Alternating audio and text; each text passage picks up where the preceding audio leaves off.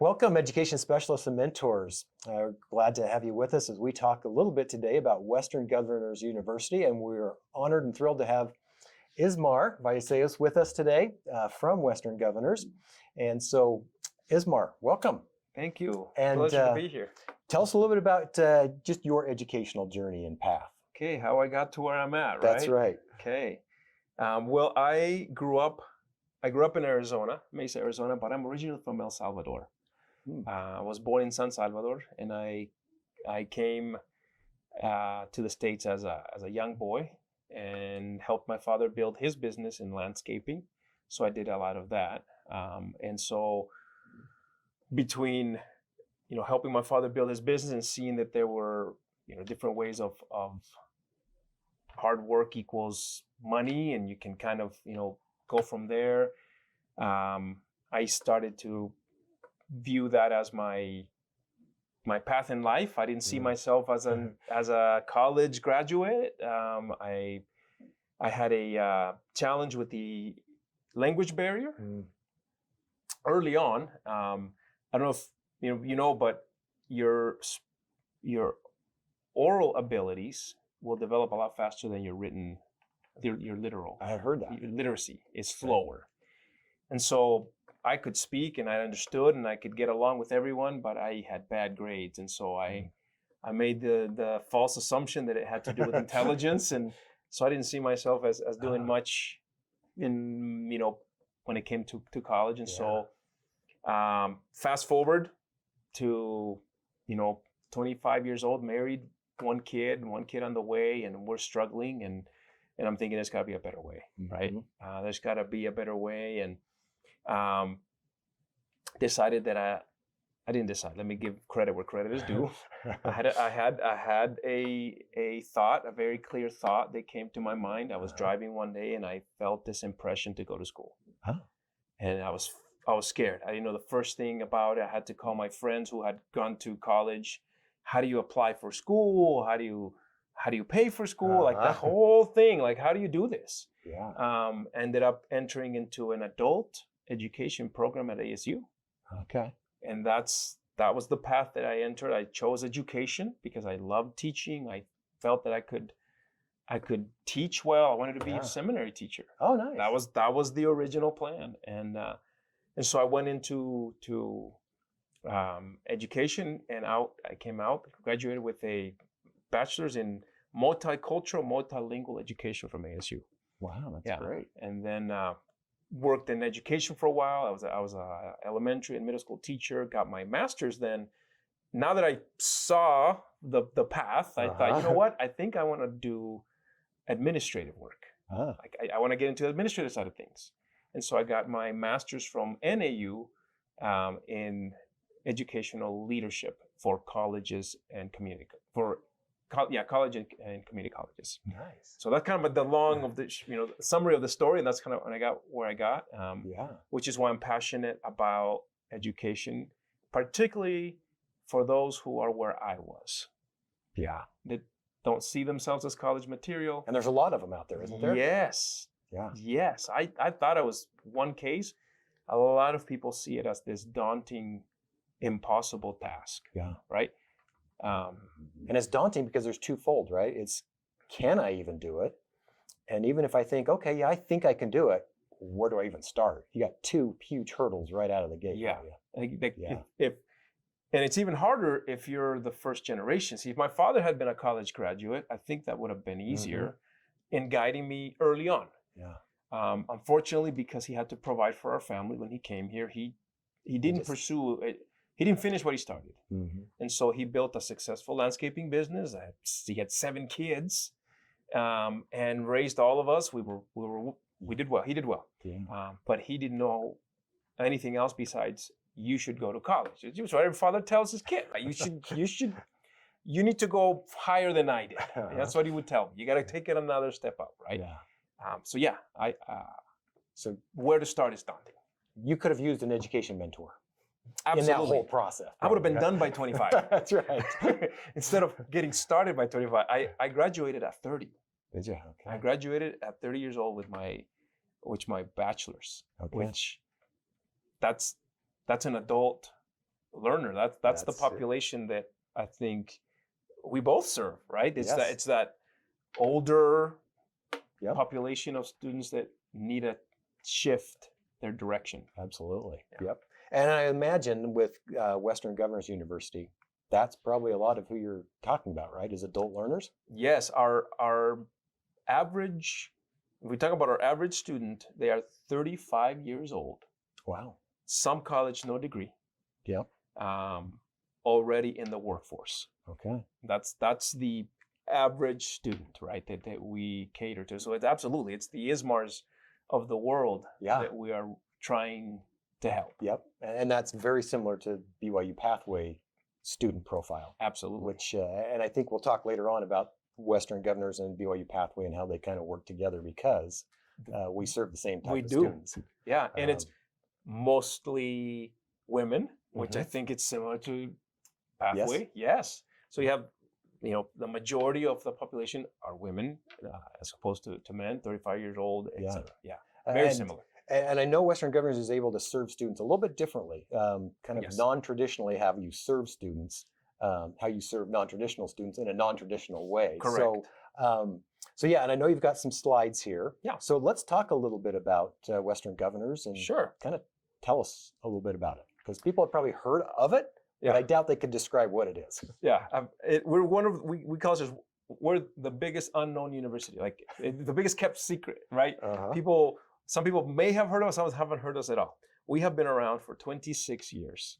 Okay. 1997 is when 19 governors of the Western states, including Utah, got together it was along with Colorado. Anyways, they got together with the idea that education needed to reach those that weren't being served by traditional education, which is the population we just described. Yeah, absolutely. The population that can't go to the campus, they can't quit their jobs, they can't do it full time. Yeah. And at that time, the internet was emerging. I mean, you think about what your internet was like in '97. I mean, think dial-up. Yeah, it was pretty rough. I mean, that's what they were. Yeah. That's what they were leveraging. And so they had this vision that if they made it time and distance agnostic, the person would receive the education personally in their home. And the second, Governor Romer of Colorado was a pilot, an instructor. And his contribution was, it needs to be competency-based. He said, the fact that a student who's studying to be a pilot has memorized the manual has nothing to do unless they can land that plane, right? And so he says, show me rather than tell me. And so that was the idea behind it. So WGU is fully online. We've never had a campus. It's always been using the internet. Okay.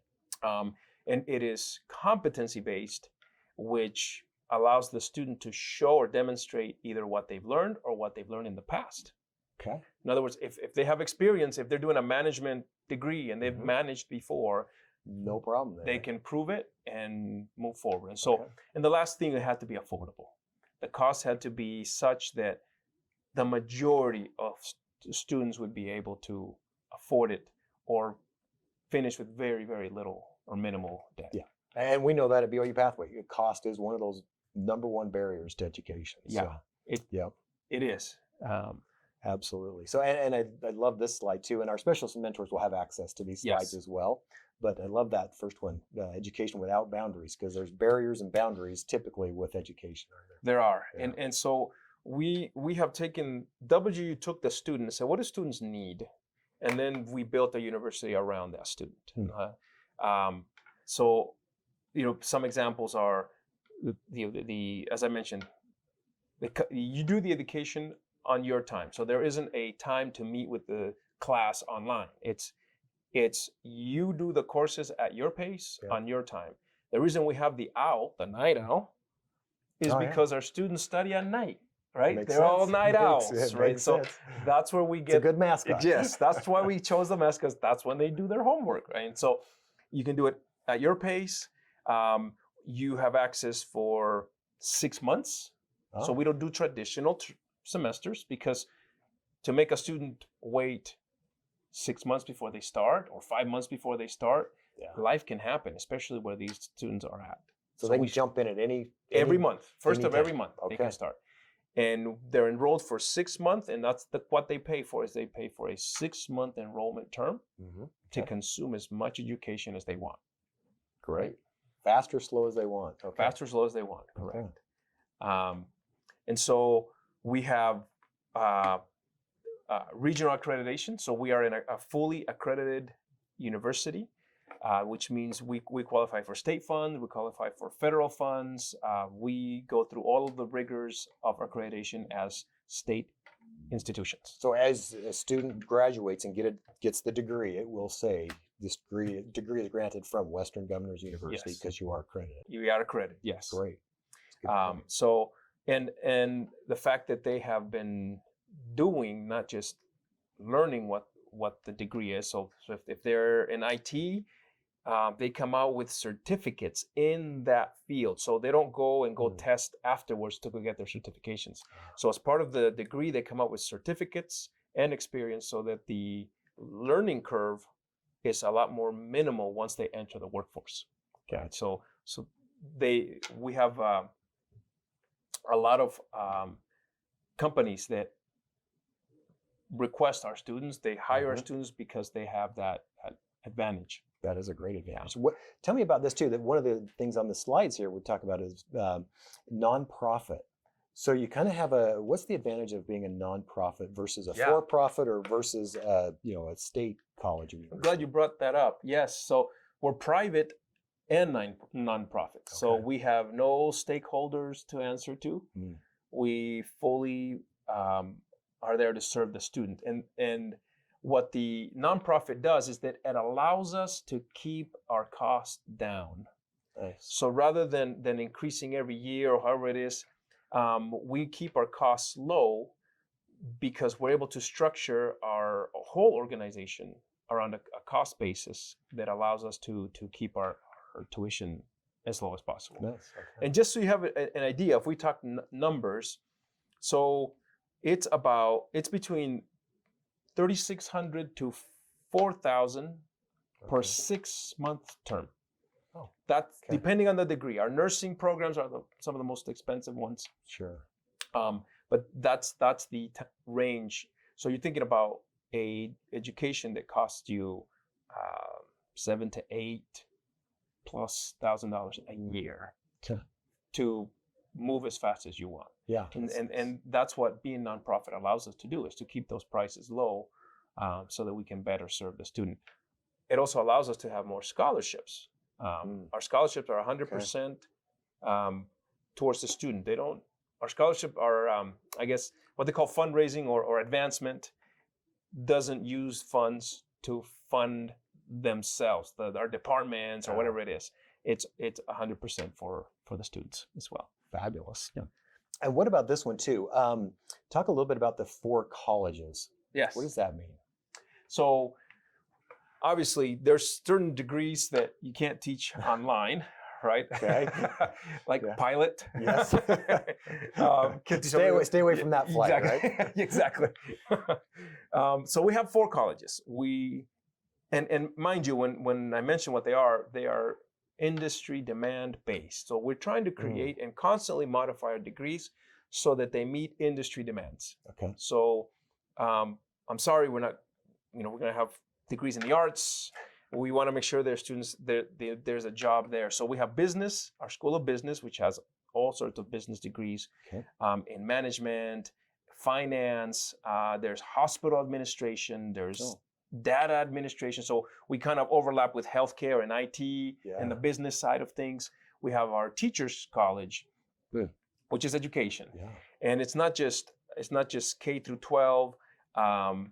It's also administrators, those who want to be in administration, even course design, people that want to get behind the actual course work. Perfect. And then we've got our College of Health, which I touched already, our health degrees. Yeah.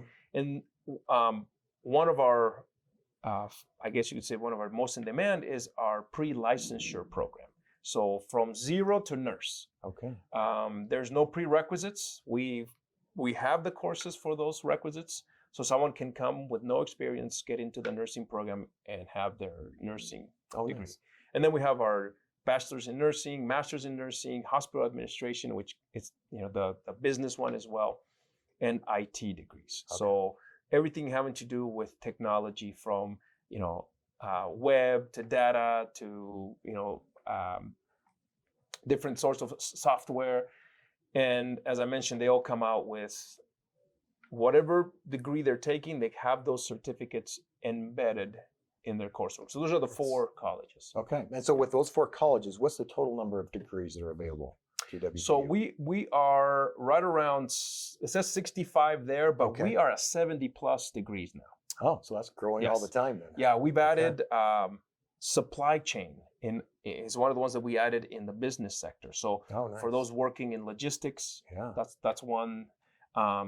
And psychology is coming to our college of health. So that's another one that has been requested quite a lot. Yes. Okay. Yeah. Great. And the other one probably, what is your most popular degree? What seems to be most in demand? It depends on the state. So here in Utah, our College of Business is the largest college, with our MBA program being one of the top. Okay. Yeah. So Because that was my next question is the master's degrees and bachelor's Yes. degrees? Okay. Yeah. So we have an MBA program, we have business degrees. And so that's the biggest ones here, followed by education. Oh. There's a lot of educators here in our College of IT and our healthcare degrees. Yeah. And I would imagine nursing is probably right up there as well. Yes, it's high. It's made a comeback. The pandemic. Oh, yeah. Yeah, People they took kind a of hit. shied Yes, away yes. from that degree after So that. it surely has made a comeback. Yes. Okay, great. So students, you can see here on the slide, you have a slide for 172,000 students. Active students across. That's amazing. That's across all 50 states. Mm-hmm. We are at about 350,000 plus grads. Okay. That we have graduated. So yes, quite a large. That's a pretty good alumni yes, network. Yes, it is a large alumni network. And we like to kid around and say, well, our alumni, most of them are still alive. So yes, Yes. 300,000 plus living. Okay. And talk about global versus, is it just in the domestic or is there a global options? So no, it's fully domestic with U.S. territories and properties. So anything outside the U.S. has to be a territory or a U.S. property. Yeah, but so not Puerto Canada Rico, then. no. But Puerto No. Rico, yeah. Yeah. Okay. Yep. There's been talk about looking elsewhere, but right now they're focusing on the 50 states. Yeah. Yes. Okay. Yeah. That's a lot of students for just domestic audience. That's awesome. It is. It's good. That's coast to coast. And one thing I want to add too is we have a one size fits all. You could say, like, any student that comes in gets assessed. We also have what's called professional certificates. So that's something that it's not in the degrees, but someone can come in and get just a leadership certificate if they need it for their employment, whatever that may be. We have a couple of technology or IT certificates, so they can just come in and do that certificate. Okay. So students can come in, get a certificate, test out, test what WGU is all about, and then decide to continue. It counts towards their bachelor's. But there's an expansion going on to create a few more certificates for students that want a low entry point. Okay. Yeah. So there's a difference then between these type of certificates, which is more skills-based certificates versus academic certificates, right? Correct. These would be the skill-based ones that, depending on which one you may need Yes. or want, could still be a great advantage to your career, right? Yeah. Okay. Yep. And so we know that sometimes employers have employees that they may need just some leadership training, but not a full bachelor's degree. And so we understand. Nice. Oh, that's great. I didn't know that you offered that. Yeah. Okay. Yeah. Good. What else about personalized learning would be good for our mentors and specialists to know? So personalized learning literally is, again, taking a student and then building a system around that student. So, the competency-based education is based on the student's ability to demonstrate rather than memorize. Yeah. Time in the seat doesn't matter. It's whether you're able to show that competency. Every student gets a mentor. When the Oh. moment that they enroll into the program, they'll have a designated mentor based on the program. So, an education mentor, an IT mentor, Oh, business mentor. And this Okay. mentor becomes their contact to the university. They will reach out to the student, keep, contact to answer questions, provide support. If the student, even if the student needs a laptop, we have a laptop program where Wow. we can provide a free laptop to our students if that's what's keeping them from their education. Okay. And so the mentor makes that connection to whatever system of support the student needs. But mostly it's just to check up, see how they're doing. And the mentor really opens the courses. So the student doesn't enroll and have every single class available to them from start to finish. They may have two ahead. And so the mentor assesses how they're moving, how they're coming along, do we open the next ones, and helps them move forward that way. Kind of forces them to counsel together a little bit. Exactly. Doesn't it? Yeah. Yeah, and so Great it's point. accountability, Mhm. right? It's you keeping the student accountable, you help them. We've walked many off the ledge through our mentors. Yeah. They're already throwing the towel, I'm done with Uh-huh. this. And so we'll just, maybe put a pause. We'll open up in a month and, they kind of work with that student to make sure that they feel supported. Okay. And that's one of our key success ingredients, is keeping that mentor with every single student. That's good. One of the highlights is when the students can meet their mentors at their graduations. Oh yeah, Yeah. because they've just been working virtually. Yep, Right? virtually, and so until the end. And so start stop, as I mentioned, there's no requirement that they have to finish in 6 months. They can take pauses, they can come back, they can pick up where they left off. They can take as long as they need to finish. They the can degree, take as right? long, yes. Okay. And so there's no pressure that they need to. We do have 4 courses, we call units, that they have to complete in those 6 months. That's minimum, Okay. right? If the student can't even do that, that's fine. Well, we will work with that student, but they can obviously accelerate. Okay. Yeah, talk about this slide a little bit. The model. There's a Yeah. lot here to digest. So where do we start? So we're saying here that the model that we have put together is successful. Our graduation rate exceeds 55% of our students. Oh, and fabulous. so we can see that it's working. Yeah. Competency-based education works well with students because they are actually demonstrating what they're learning instead of just taking a bunch of multiple choice questions and memorizing. Plus, they're getting credit for what they've already experienced Exactly. or learned, right? Yeah, so Yeah. like I said, if you already had experience or you took courses in college and for some reason we don't have those credits, let's say, but you can test out of that unit, you get the credit. Nice. We're not going to make you repeat something you already know. Personalized learning, this mentor that I mentioned, they is able to move the classes according to the student's needs. All of our courses are revised according to industry demands or standards. Oh. So all of our IT are up to date on the latest demands of the tech world. For example, our College of IT has added, they call it prompt engineering. It's the ability to talk to AI. How do you put prompts to get out what AI can do for you? Like, it's all based on how you talk to it, Yeah. right? And so now we've embedded a prompt engineering course to help our students be proficient at putting prompts into AI. Oh, that's needed nowadays more than anything, Right. right? And so that's an example of how yeah. the in-demand skills keep evolving according. Our College of Health is the same way. And so students are always getting the latest. Okay. And affordability, I already mentioned the tuition. You subscribe for a 6-month term, and we don't charge you per credit unit. It's 6-month flat. Consume as much education as you have time to do so. So yeah, the affordability, that design for affordability is Exactly. is, So key. you decide how much you want to pay for Mhm. school, right? You choose.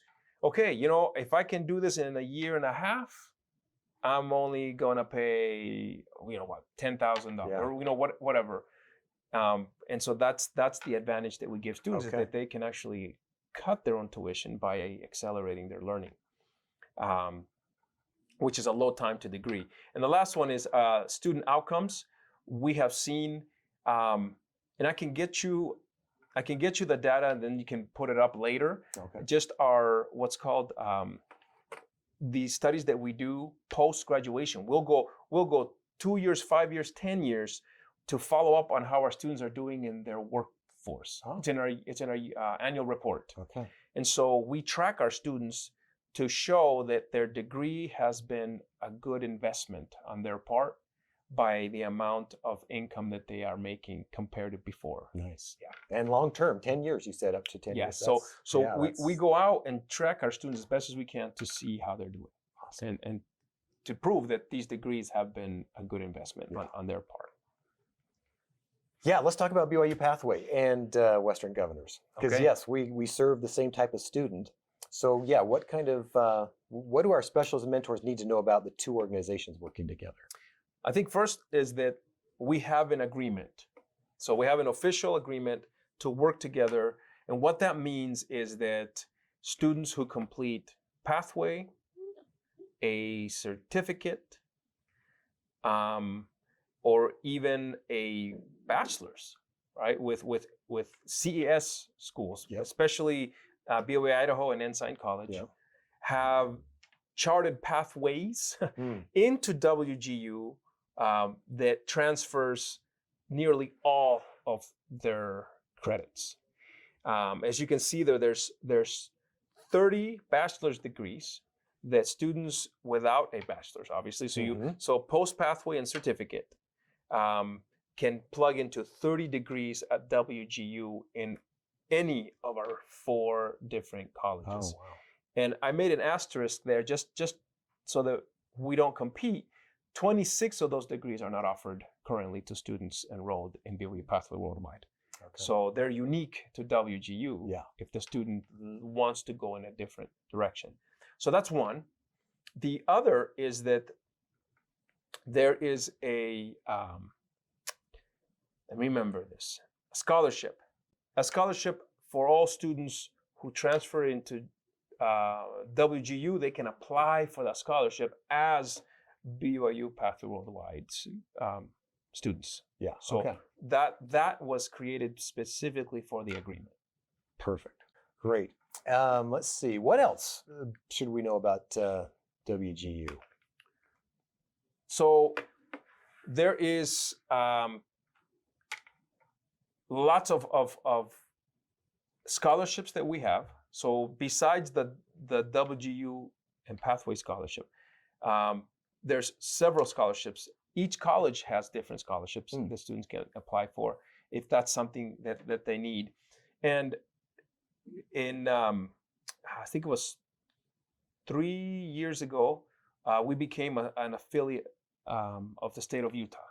So nice. we are now, in partnership with the state. That allows us, in part, to receive state funds because we're an accredited institution recognized by the state of Utah. There is a grant called the Utah Adult Learner Grant that was passed. It sets aside $1 million for adult learners. They have certain criteria like rural, first time, underserved population that are going into careers that are in demand.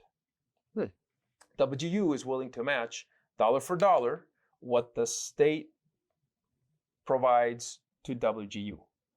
In other words, we will match dollar for dollar up to that $1 million for the students that enroll with WGU into these courses, these degrees that meet the demands of the state workforce needs. And so the majority of that grant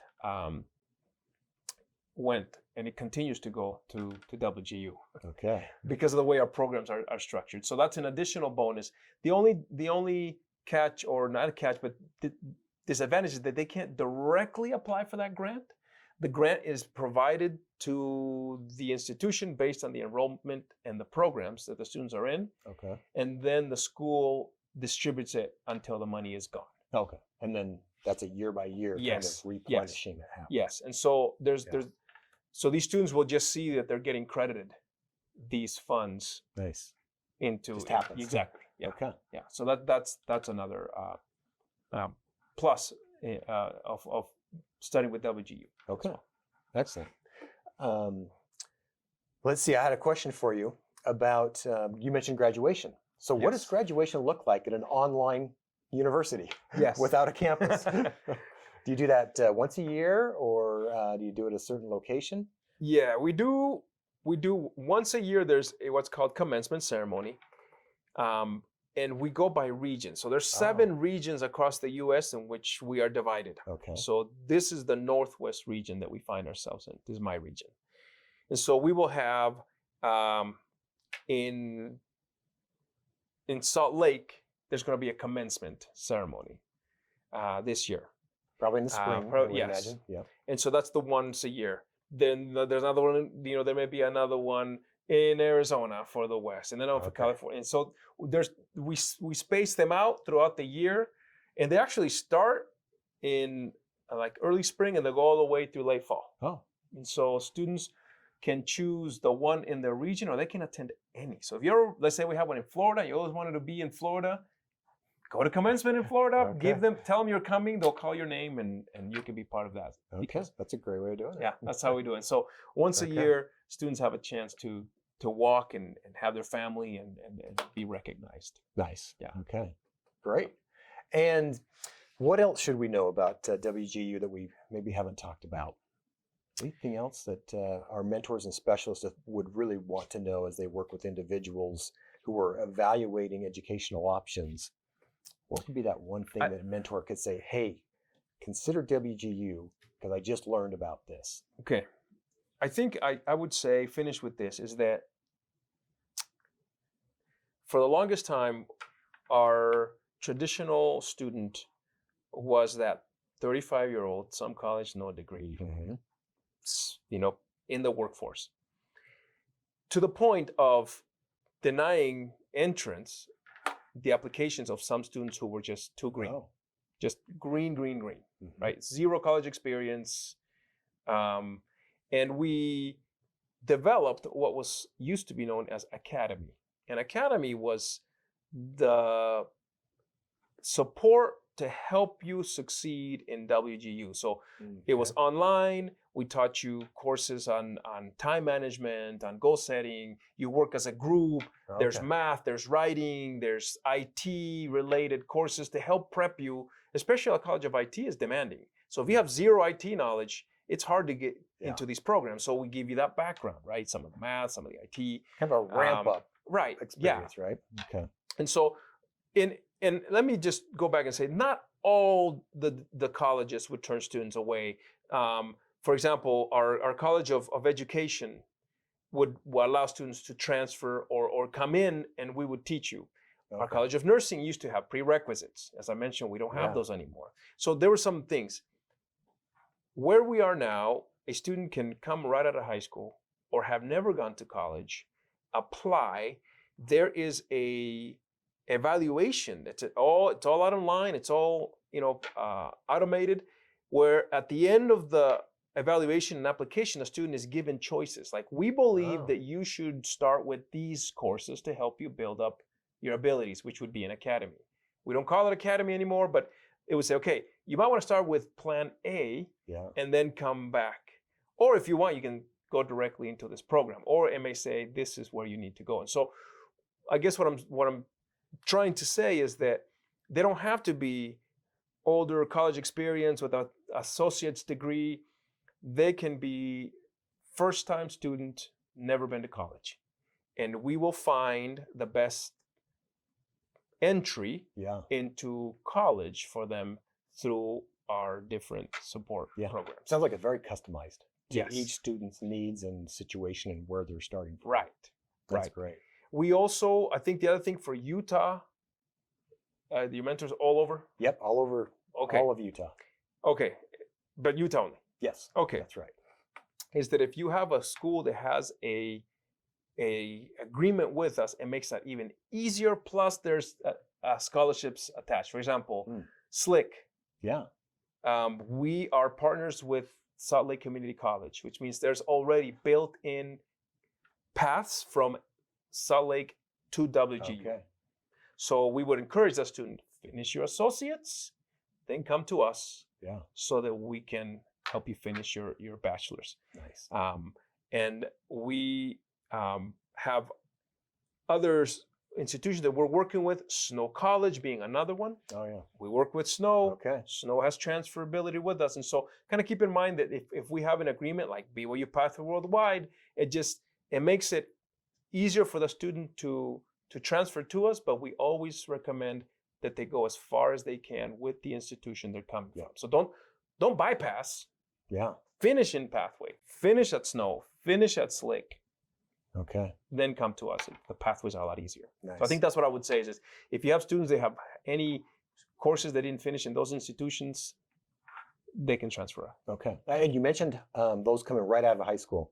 Mhm. How many students do you have percentage-wise that are kind of that typical college student, 18 to 24-year-old versus 25 and older that are adults? What's the ratio there of young versus adult learners? So it's still heavily the adult learners, Okay. but within the last 2 years, we have seen an increase of over 100% in that 18 to 24. Really? Yes. Over 100% increase in that 18 to 24-year-old population. Okay. And growing. And so we're seeing an influx. They remain the minority because we're across the whole U.S. Yeah. About 170,000 plus students. They're already those working adults, but that subpopulation continues to grow at that rate. Okay. And so we're seeing that there's definitely an interest in online school for these younger students. Probably because of the online, the flexibility, the Yes. affordability that we talked about. Yep. All those factors are starting to influence them. And so as they're well, looking huh? for ways to finish faster Yeah. or continue to do what they're doing and go to school at the same time. Who knows? I mean, Yeah. they probably did high school online during the pandemic, and so they learned that this is Yeah. a viable alternative. So. Okay. Well, Ismar, thank you so Hey, much. thank you This for was inviting great. me. And I think this is great information for our specialists and mentors and all the individuals they work with. They can point them to the right direction, and I hope so. WGU is a great option. So Appreciate it. thank you. Thank you.